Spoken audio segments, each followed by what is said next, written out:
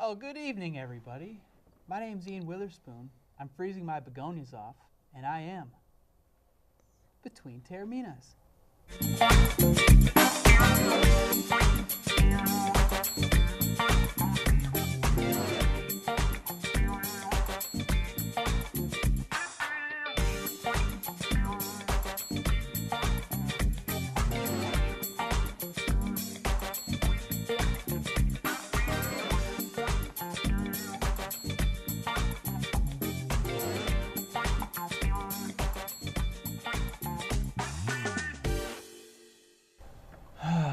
Well, it's been a long time, hasn't it? You know, it feels like it's been a month.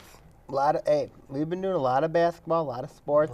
We've been doing, I mean, it's been tough. I mean, it's really been tough. You can't fit in your old pally in to talk sports, can you? Well, we're thankful to have it this week. Good. You ready? You remember how to talk about sports? No. You don't? I don't. Then get out. Been really sad since when my girls' basketball ladies went out to Stony Creek. Last night? Monday. On Monday, yeah. It's been tough, huh? Very difficult. Well, we're going to touch on a little Lake Orion sports a little later, huh?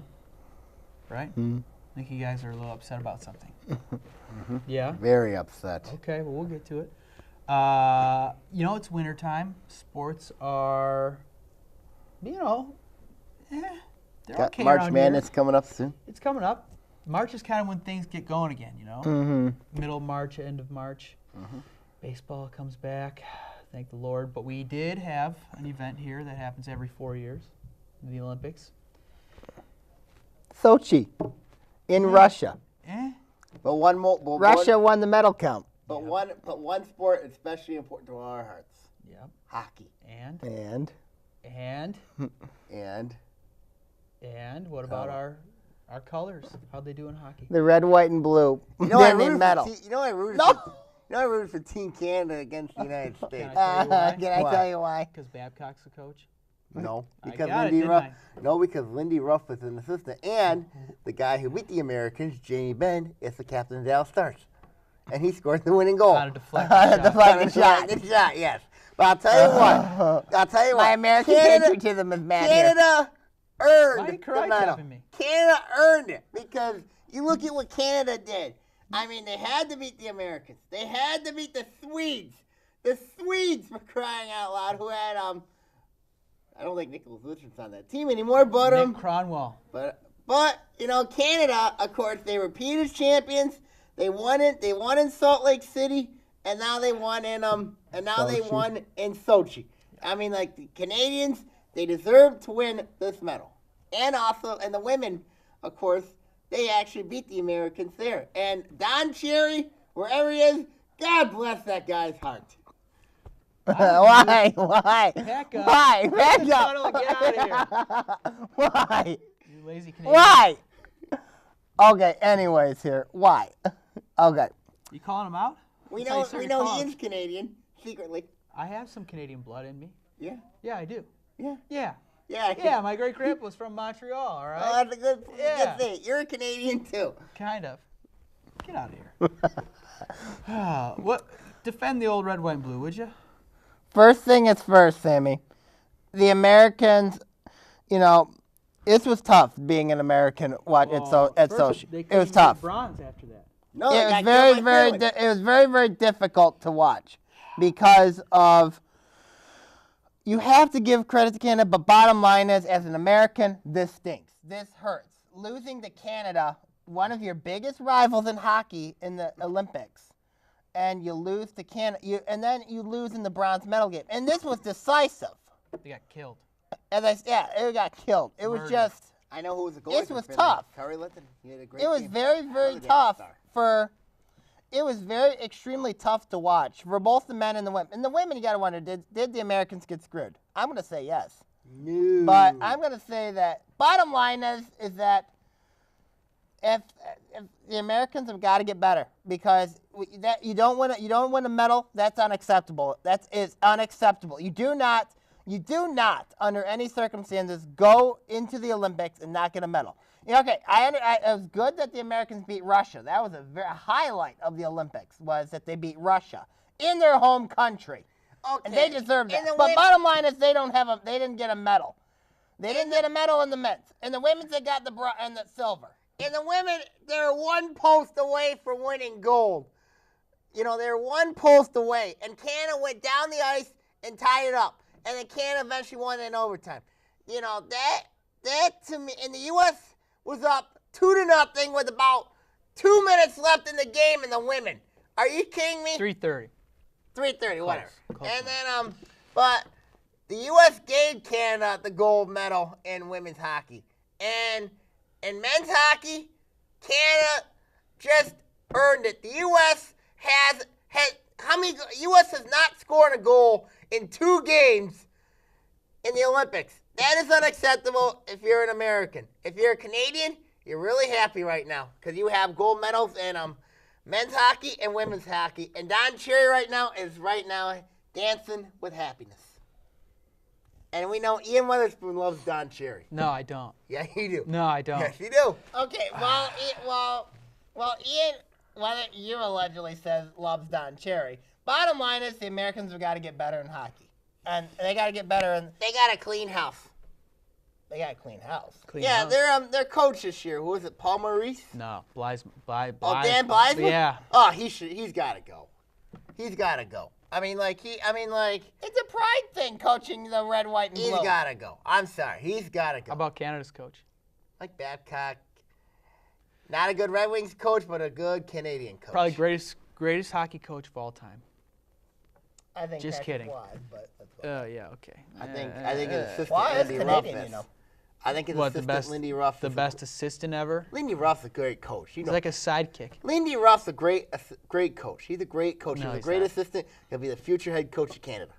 And Maybe. also, you got to thank Steve Yzerman, who, of course, put Canada together. Yeah. Yeah. He did a really good job. Yeah, it was all Red Wings all day. No, that it day. was not. Yeah, it was. Yeah, shut up. No, it was not. All right, what's more important now to you, though? Your country winning gold or your team winning the cup? This should be an easy question. Your team winning the cup. Okay. Very important. Okay, thank you. I'd have loved to have seen my country win the gold. I mean, that would have been a great American feeling, you know, being a red, white, and blue American. Would you say But hockey? right now, winning the cup seems to be the next important priority because you've got because right now they're all coming back. I think hockey starts right back up tonight. The NHL. They started last night. Well, okay, but I mean the Wings start tonight, so that's all that matters. the Avs do too. But anyways, the Puke. Zip it. All right. Anyways, you got the the NHL. I would say winning the cup is very, very important. More important. It's important. It's more Winning a important. cup's more important, yes. All right. Hockey in the Olympics. You know It can be a distraction from the main NHL objective. Do you think it brings more focus to the NHL after the Olympics are over? Do you think more people are going to tune in to the NHL now after watching Olympic hockey? It's tough. I think it's kind of a mixture, but to be honest with you, I'll be flat out, no, I really don't. I think that the loyal hockey fans are going to continue to watch hockey. Those who are, don't care about hockey are going to probably start watching in the playoffs. Playoffs, more attention. Playoffs. There's probably more. Yeah, there's more attention in the playoffs. Okay. But if you're a loyal hockey fan, you're going to continue watching. All right. Well, anything else you'd like to chime in about Sochi? Oh, Canada. All right. When we come back, we're going to talk about baseball.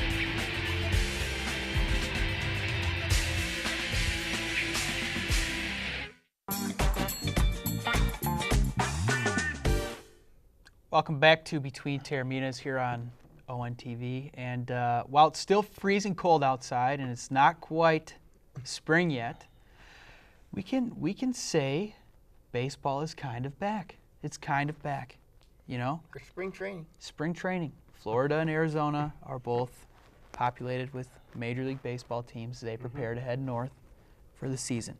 And boys, the Tigers have got a new look this year. I don't know if you follow any spring training coverage or if you're keeping tabs at home, but isn't it weird not seeing Leland around? It's kind of odd because if you look at it, you know, it's kind of odd, you know, seeing Prince Fielder wearing a Texas Rangers uniform, but also seeing Ian Kinsler as a Tiger. That's a little bit And Joe Nathan. odd. And Joe Nathan, who I think Joe Nathan is probably the most filthiest closer this year besides Mariano Rivera, who retired. But I think Joe Nathan's the most filthiest closer, and I think that's lucky the Tigers got him. Yeah. You're satisfied with that signing? Satisfying with their bullpen. The problem with this team is you don't have a true number 5 hitter. I mean, you got Miguel Cabrera and you got Victor Martinez, but you really don't have that number 5 hitter. And that's going to be a huge problem with this team this year. Who should fill that void? I don't really, you know, maybe move Torrey Hunter down in the order. Maybe that could Take him out of the 2 spot? Take him out of the 2 spot. Maybe that could fill a void. Also, you could put Do you have any faith in Castellanos or no? I do not have any confidence in Nick Castellanos right now. No confidence. Not to be a 5, not yet. No. Maybe one day, hopefully. But, you know, him as a rookie, taking But over it's from Miguel very- at third. Yeah, it's very difficult, especially playing at hot corner at third base. It's going to be, I think the Tigers going to, and of course, let's look at the pitching too. Nobody knows what Rick Porcello's going to bring. I thought that Doug Fister trade was one of the worst trades I think that this team's made this season. I think they're going to pay for it. You don't know what Porcello's going to give you? No. You know what Porcello? I think I do. I know what Porcello's going to. I think Porcello's going to be just fine in the Tigers starting rotation. He's been a starter before. He's been a starter since he was Porcello's 19 years old. You know, He's a Porcello veteran now. Porcello can give you some innings. The most important thing, and I think that's what Sammy might be bringing up, is the struggles with being consistent. And I think that okay. Porcello has a history of being very inconsistent, and that could be a very big concern going forward in terms of, you know, Porcello. Will he? And there was a reason why they moved him down to the bullpen was because he was having issues with consistency. And then he also got They did that for the playoffs. What about with Drew Smiley? Oh Could they take a chance with Drew Smiley moving him up? No. Well, he is in the rotation now. He's in the rotation now, yes. But I mean, You don't look like at- that? No, because Why? Is Drew Smiley a lefty? Yes. Yes. Okay, but I just did not like the fact that who the Tigers got in that deal with Washington. I mean, like, I'm a little skeptical about who was it, Steve Luvioni? Who is it? Bunch of Lombardozzi. Lombardozzi. I'm very skeptical about him. Lombardozzi. And then I'm also very skeptical about this pitcher that they got, a reliever that they got. Ian Kroll? Ian Kroll. I'm very skeptical about him. Why? He's got a good name. Yeah, he struggled in Washington, though. You know. He did. He didn't pitch I much would last say year. that as Drew Smiley did make the relief situation better in many ways. Right. And now moving him up the starters, I think that it can be seen as a good move, but it also can be seen as a tough move because he made that relief position a lot better. The Tigers had a bigger relief threat. Who's your guy? I'm not saying that the relief situation is going to be a concern going forward. A lot of these guys, a lot of these no-namers that we don't know have a lot to prove. And we're not talking about Cabrera and and Hunter and those guys. I'm talking about the guys, including Castellanos. These younger guys, they have a lot to prove moving or competing for Both the Tigers left field organization. spots, Yes. Dirks and Davis. They're Well, gonna we all know platoon we out all there. know Dirks. We all know Dirks. Yeah, but he's kind of been up and down as well. He's been Then hampered you got to by wonder injuries. how will Ian Kinsler handle I think being he'll in be Detroit. just fine. You think so? Oh, yeah, he's a pro. You got Kinsler, you got Iglesias at short. I mean, your defense is much better.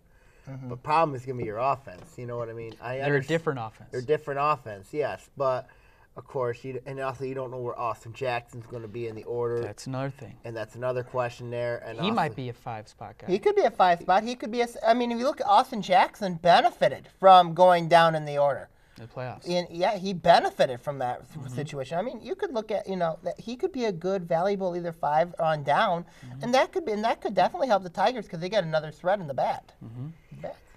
I think they're just a different offense. Ultimately, I think they may score more runs because they're not waiting for the power. But you look at the division, though, that this year they're in. Kansas City's better. Cleveland's better. Those two teams are going to be problematic teams. I don't see Minnesota and Chicago being problems, but I see Kansas City and Cleveland being huge problems. Problems? For the Tigers, yep. Problems. Yep. Do you know what the Indians' record against the Tigers was last year? Well, it's not good. It's like 13-5 or 5-13. I'm not scared. I think the Tigers are still a class of division. Ant, do you agree? Watch out for Kansas City. Shut up. Watch out for Kansas City. I think Sammy does have a point in some areas. Well, they're not a laughing stock. Cleveland and Kansas City are the two toughest teams the Tigers are going to play. In the division. I think the Tigers are still the class of the division because they got Cabrera, they still got Verlander, they got Scherzer. I mean, in order to beat, I'll take a quote from Rick Flair. In order to beat the best, you got to beat the best. And the Tigers right now are the best in the Central Division. Cleveland and Kansas City right now, two up-and-coming teams, very dangerous teams, I might add. But, I mean, still, the Tigers are still the class of the Central. You know why I was not scared, but worried? We always have to worry in the Central. Why I was more worried about, though, the Kansas City and the Indians? They were a little more hungry. They were a little more gritty. Kind of like Kansas Boston. City is going to be the team that the Tigers watch all season long because you look at Kansas City, they have the pitching. Kind of take it back, but they have the hitting. They're going to be just fine. Kansas City is a team to watch out, and also Cleveland. You don't know the closer. The closer situation is a mess. Where's Chris Perez? I have no idea. Is he with the Indians anymore? I don't think he is anymore. But he's smoking somewhere. Cleveland, Terry Francona. He'll be fine, and then of course you got the AL East. That whole division's still a mess. What do you mean a mess? How are they a mess? AL East, you got. They're good. You got Boston, you got Tampa, you got Baltimore, you got New the York newly Yankees. invented New York Yankees. They're going to be good. Without steroid. And of course, the West, you got Texas, who's rebuilt, Oakland. Seattle just got Lloyd McClendon as their new manager, and Robinson Cano. And of course, you got Oakland. And of course, what about the Angels? And of course, the Angels. You count out the Angels. Yeah. They don't have the pitching though either. No, they don't have the pitching. That's their issue. Well, unfortunately, right now, Boston, unfortunately, because they went to the World Series, they won the thing. Right now is the team to beat. Unfortunately, in the American League, it's got to go through. We got to go through. The AL right now goes through Boston. Unfortunately. What's the date? 25th, 26th. 26. And we're talking baseball in February. I'm calling it right now. Okay, I'm calling it right now. Tigers are winning the World Series. This year. You're guaranteeing it. Talk to the camera. Talk to the camera. Talk to them. Ladies and gentlemen of the internet and public access station airwaves, I, Ian Witherspoon, humbly present to you the World Series champions of 2014, the Detroit Tigers. Thank you very much. We're going to go to break right now. When we come back, we're going to talk about the Lions for some ungodly reason. Stay tuned. Hey, Sammy, Anthony, and Ian, this is Dan Miller from Fox 2 News and the voice of the Detroit Lions. Congratulations on 2 years. A lot of shows don't make it that long, but you guys are obviously doing the right thing, so way to go. Keep it going. Keep doing what you do, and we look forward to talking to you again next year when you hit another anniversary. Until then, we'll talk to you soon. Hey, this is Mickey York from Fox Sports Detroit. When I want to get the inside scoop on local sports, I watch between Taorminas or Fox Sports Detroit.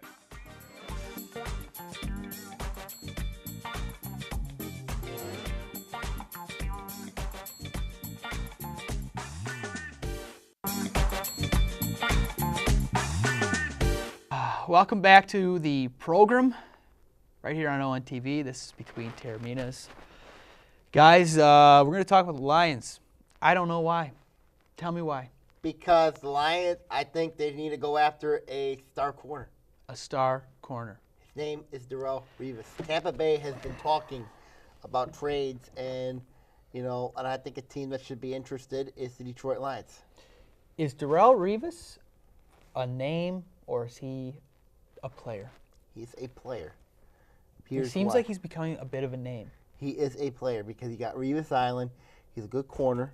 He's hurt a lot. I know lately. he's injury prone, but here's the thing: he did not fit in Greg Schiano's scheme last year at Tampa Bay, and I'm not sure what he's going to do.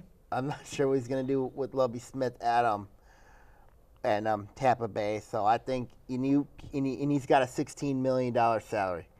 So how in the if heck I'm are the the Lions Lions going to pick that up? If I'm the Lions, which I'm glad you're not, because they'd be even worse than they are.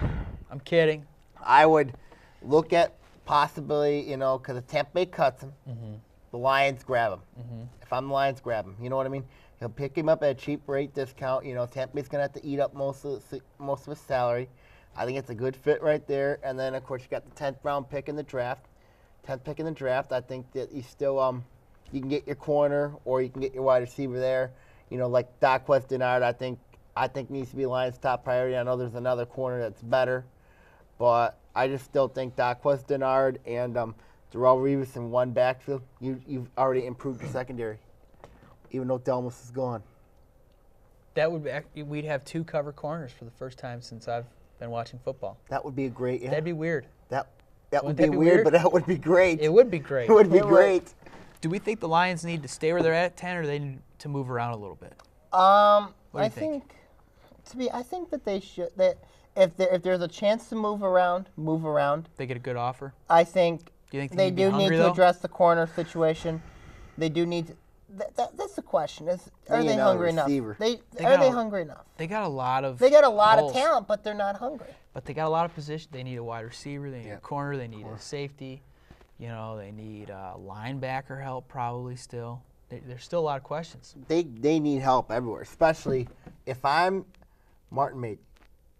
I would go defense. You have to. Straight up, because here's why. The defense sucks. Yeah, it's terrible. It's bad. Your pass defense is awful. That's worse. You can't even. I mean, and it's so frustrating being a Lions fan to see that you need corners. They need to stop when they need to stop. You need to stop when you need to stop. The Baltimore game, perfect example of defense gone bad. Pittsburgh game, defense gone bad. You know what I mean? I mean, there's been a lot of games. The Lions just need a true defensive guy. They have not had that since Chris Spielman left the Lions. Hard to argue. Hard to argue. Hard to argue. Very hard to argue here. You got anything to add? I think what up? You say no faith in Chris Houston? No, none. Okay. Zip. That's all I didn't know. Zero. None. Well, you guys kind of look like you're foaming at the mouth a little bit. There's a call you both want to double team this one, right? Mm-hmm. Might as well go first. Take your turns at it. Okay.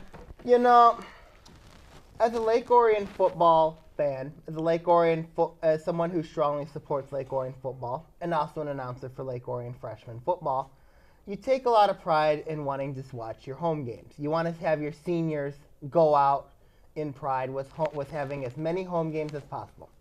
This year, the schedule came out for Lake Orion football. They only have 3 home games.